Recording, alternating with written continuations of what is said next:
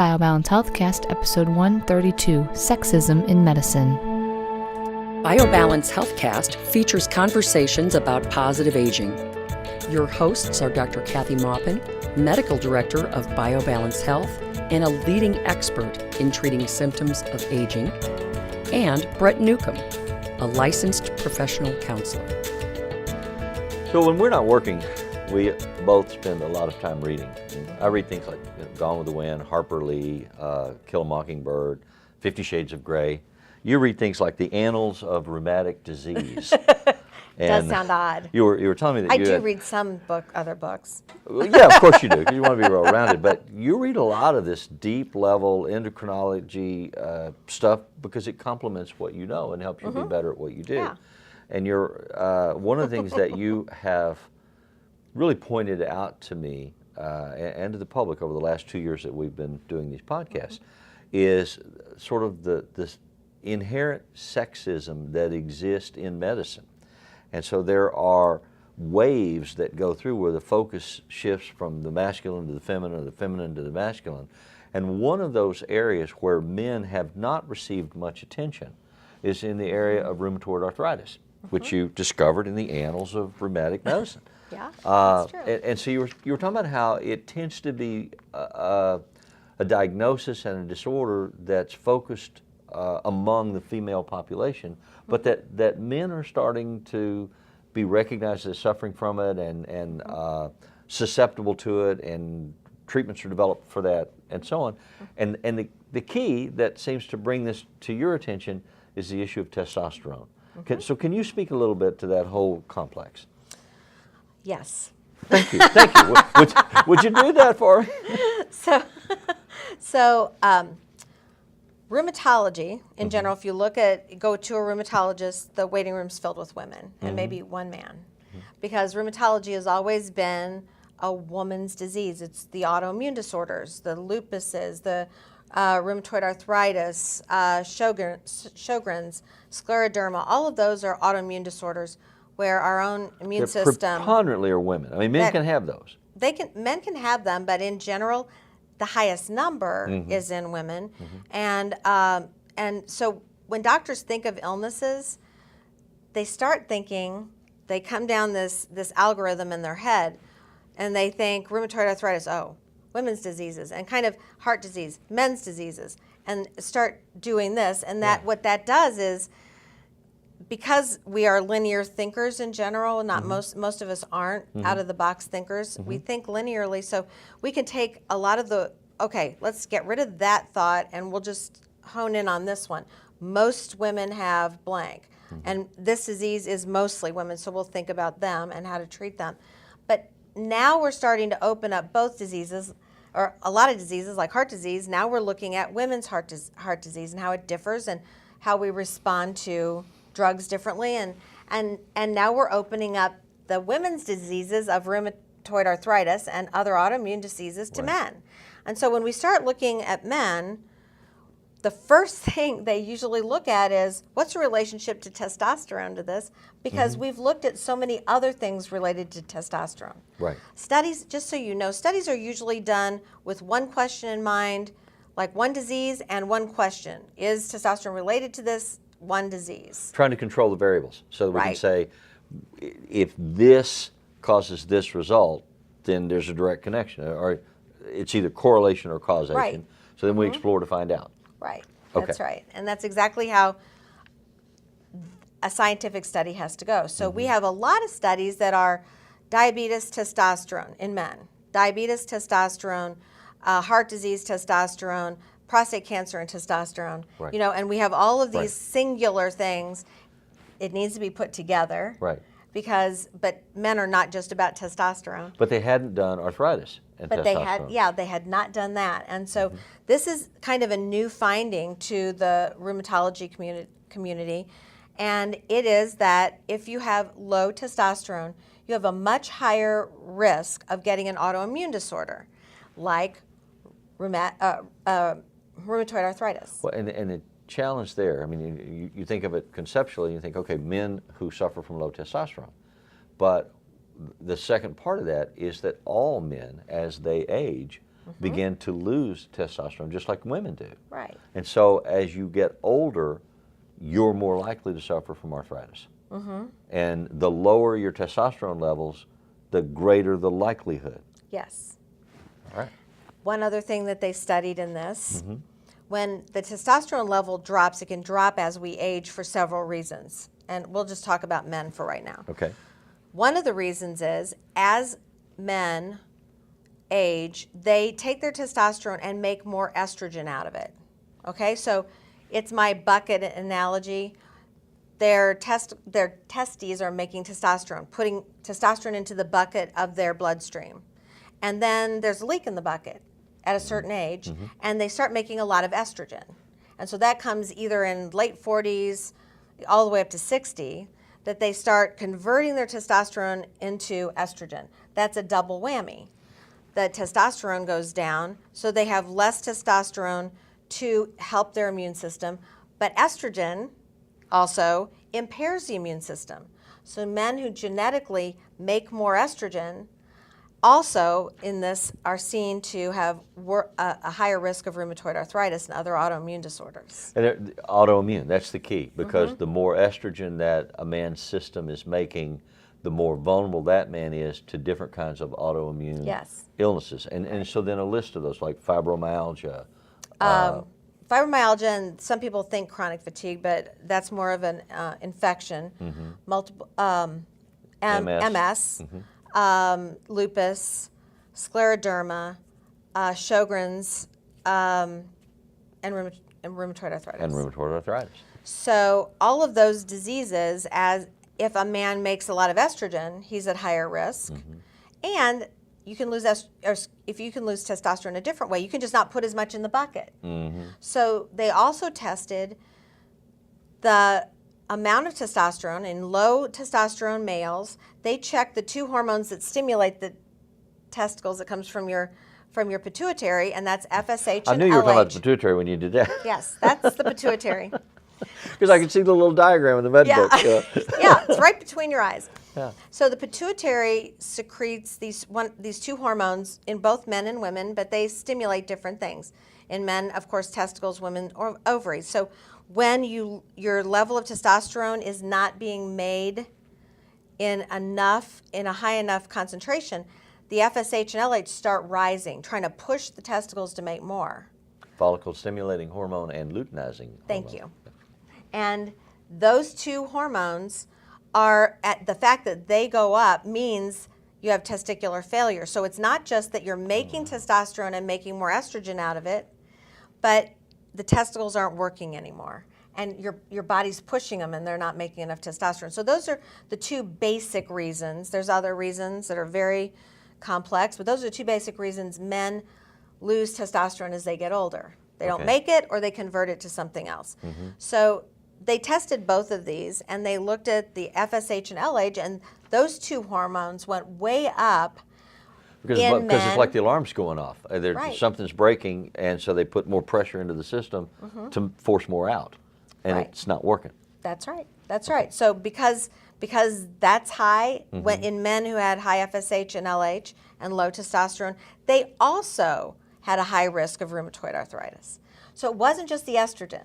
Okay. It's not just a production of estrogen; it's the lack of testosterone. So I would hazard that most men don't realize that they produce estrogen or that they convert testosterone into estrogen. And some men more than others. It's a genetic thing. If you're Southern European, if you're Italian, Sicilian, Greek, you have a much higher risk of converting testosterone into estrogen after you turn 40, believe it or not. And that's early. I mean, they're very early. Other men start converting their testosterone into estrogen, other genetic types of men, Northern Europeans. And Asian. They're even older when they start. But there is some conversion as everybody gets older. But it's later. It's like in the 50s, 60s.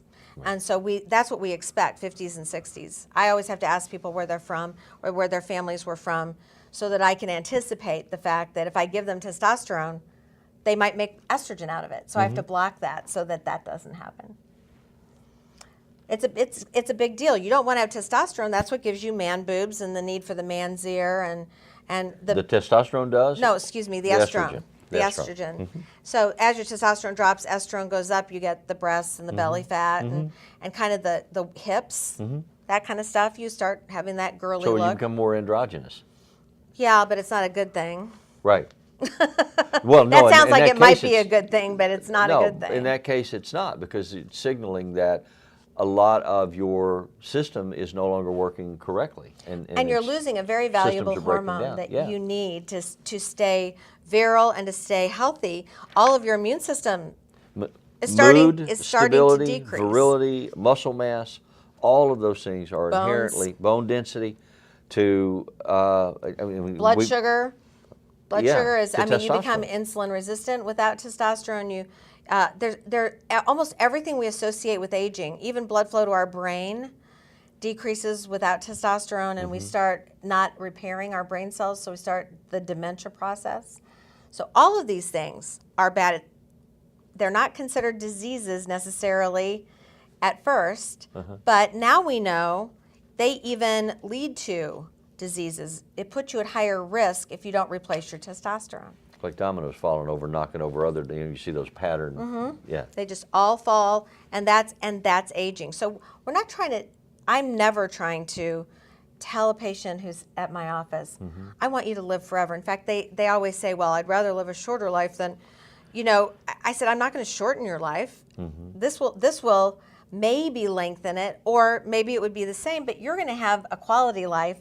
You're not going to have a life where you have a lot of diseases. You spend your life, like my parents did, in doctor's offices. Well, I mean, what a waste of time and money. And not only that, just If you could prevent living it. with chronic pain that limits you, and you're not necessarily aware in the beginning of how you start to retreat from things and favor things, the way you walk, the way you stand, how often you'll get up and go to the refrigerator, or how often you'll go for a walk around the block, because it hurts, and That's right. arthritis is painful.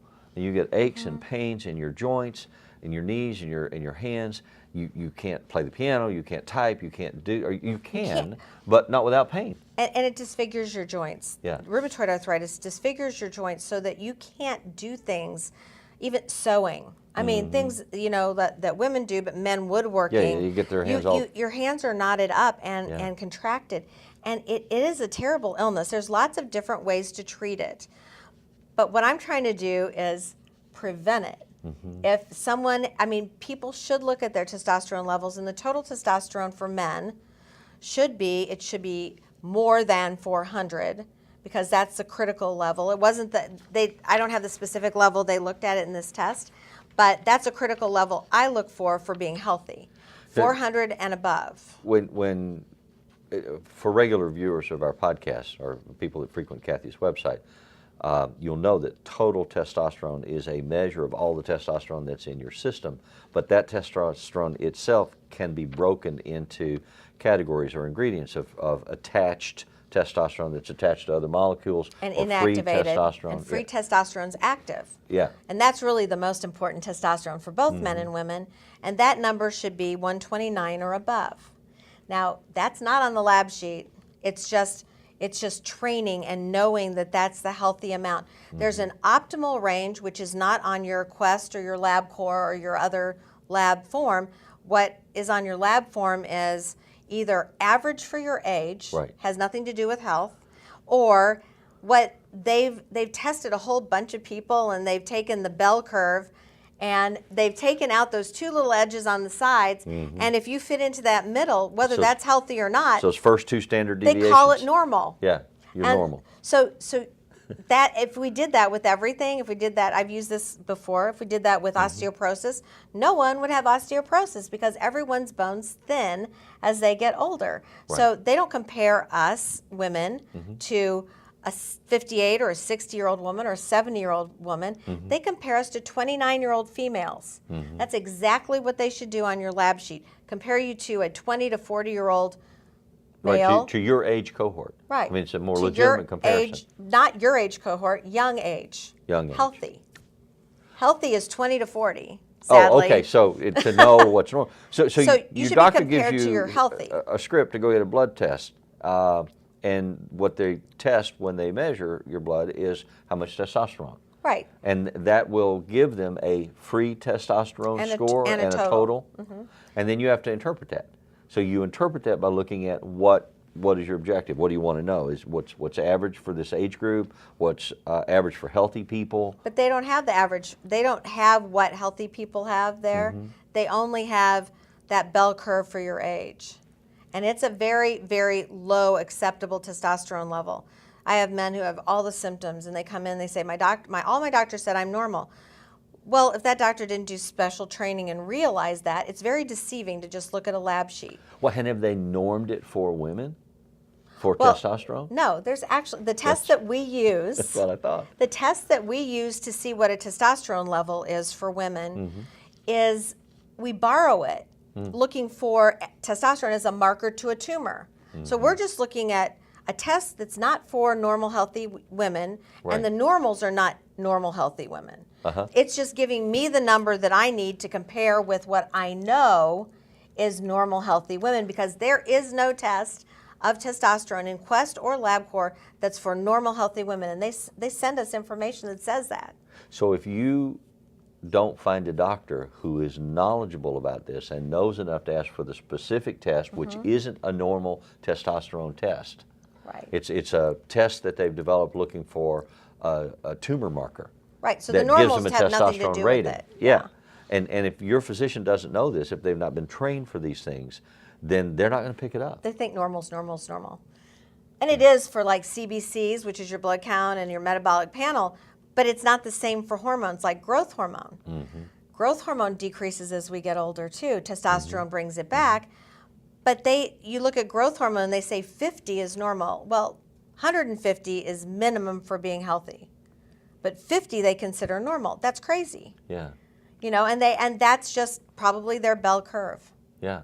So in any case, you have to, for men who want to stay healthy, you should be looking at your own lab sheet, I guess, if somebody doesn't know this. If your testosterone is over 400 and your free testosterone or active testosterone is over 129, then you should be healthy. You should not be at risk for all these illnesses, and you should have an intact sex life. And immune system. And if you don't have those numbers, then there's a problem somewhere, and you perhaps should consider replacing your testosterone to bring your numbers back into those ranges. If your doctor doesn't know anything about it, I'd suggest you going to the AMMG, which is an anti-aging website, and it's a group of doctors who have all been trained in testosterone replacement.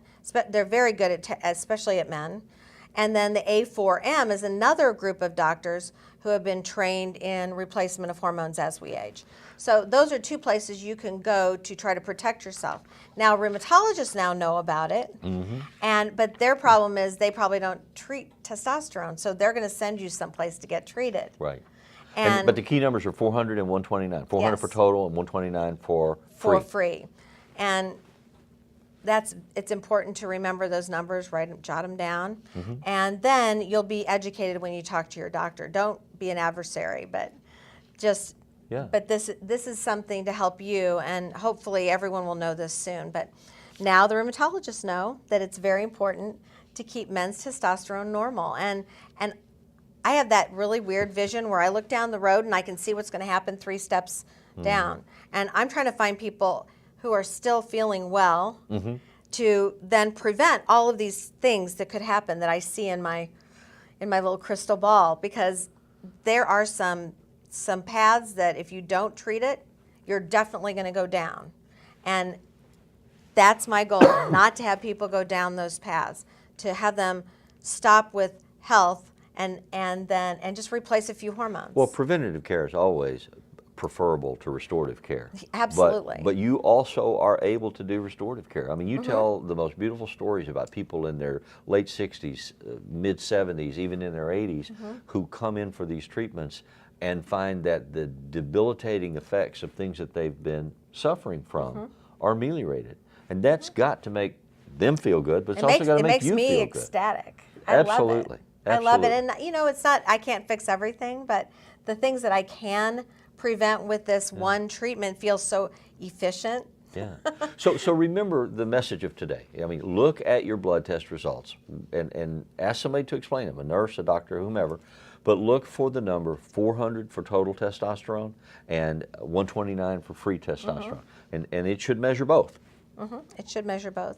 And then you can lend some information. Yeah. And get a referral So say, how do we if get your these doctor numbers up? doesn't know how to replace it. And there's lots of different kinds of testosterone for men. I always use pellet testosterone, but there are other ways to take testosterone in men. In women, we really don't have a good way. And so pellets is the best, and actually probably will always be the best. But you have options, and there are doctors that are treating men for testosterone. More and more. I mean, the knowledge base is growing, and the familiarity and comfort of accepting this is growing. If you watch television, all the commercials are All the on there, commercials too. are out there selling it. So Yeah. there is a way, but we don't want you to get an autoimmune disorder, just like we don't want women to get them. Yeah. But we have a way of testing you and we have more time. You get it a little later in life usually. Right. So in that way, we can prevent it, and we have time to prevent it. All right. Thank you for listening. Email your questions or comments to podcast@biobalancehealth.com. You can find the BioBalance Healthcast on iTunes and on YouTube. For more information about bioidentical hormone pellet therapy and other reverse aging solutions, visit biobalancehealth.com or call 314-993-0963. You can find Dr. Maupin on Twitter @Dr. Kathy Maupin and on Facebook at facebook.com/biobalancehealth. Find Brett Newcomb at brettnewcomb.com.